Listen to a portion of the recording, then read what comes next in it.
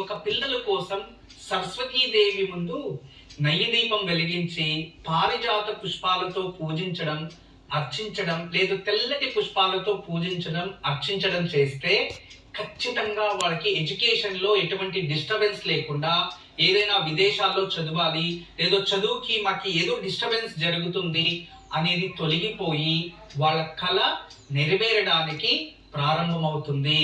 అలా రేపు ఉదయం సరస్వతి పూజ చాలా విశేషం. ఆచరించండి, అర్చించండి. ఇక ఆర్థికంగా అభివృద్ధి చెందాలి అనుకునేవారు రేపు లక్ష్మీదేవి ముందు నైవేద్యం వెలిగించి కనకదార స్తోత్రేశ్వర భార్య సమేతంగా ఉన్న విష్ణు ఆలయంలో బెల్లంపై నైవేద్యం వెలిగించాలి. ఇలా చేస్తే ఆర్థికంగా వ్యాపారాల్లో అభివృద్ధి చెందుతారు. అద్భుతమైన పూజా విధానం, రేపు ఆచరించండి. గురుజీ, మరిన్ని విశేషాలు తెలియజేస్తున్న కార్యక్రమంలో మరో విన్నారు.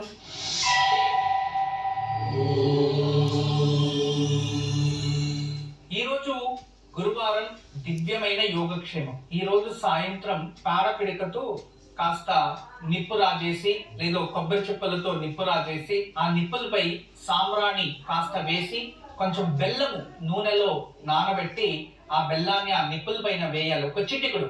ఆ పొగని ఇల్లంతా చూపించి ఇంటి బయట తులసి దగ్గర పెట్టేయాలి. తదుపరి ఇంట్లో దీపాలు వెలిగించి గురువుని ఆరాధించి పూజించాలి, అర్చించాలి.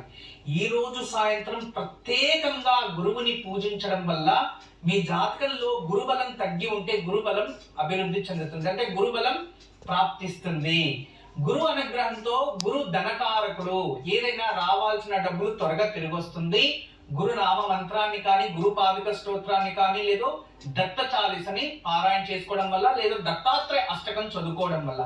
అదే విధానంగా ఈ రోజు సాయంత్రం గురువుని పూజించి గురువుని అర్చించిన తర్వాత గణపతి రుణ విమోచక స్తోత్రాన్ని పారాయణ చేసుకుంటే ఈ రుణముక్తులు అవుతాం. అంటే అప్పులు ఇలాంటివి ఏదైనా బాధల్లో ఉంటే వాటి నుంచి విముక్తి పొందొచ్చు.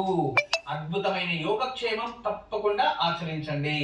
జాతకంలోని గురుగ్రహ బలం పెరిగి రావాల్సిన సొమ్ము వసూలయ్యేందుకు ఈ రోజు సాయంత్రం పిడకపై సాంబ్రాణి, నూనె వేసిన బెల్లాన్ని ఉంచి నిప్పు రాజేసి ఇల్లంతా ధూపం వేయాలి. అనంతరం దాన్ని తులసి చెట్టు వద్ద ఉంచాలి. పూజ గదిలో దీపాలు వెలిగించి గురు పాదుకా స్తోత్రాన్ని గాని, దత్త చాలీసాను గాని, దత్తాత్రేయ అష్టకాన్ని గాని పారాయణ చేయాలి. గణపతి రుణ విమోచక స్తోత్రాన్ని పఠిస్తే రుణాల బాధ నుండి విముక్తి కలుగుతుంది.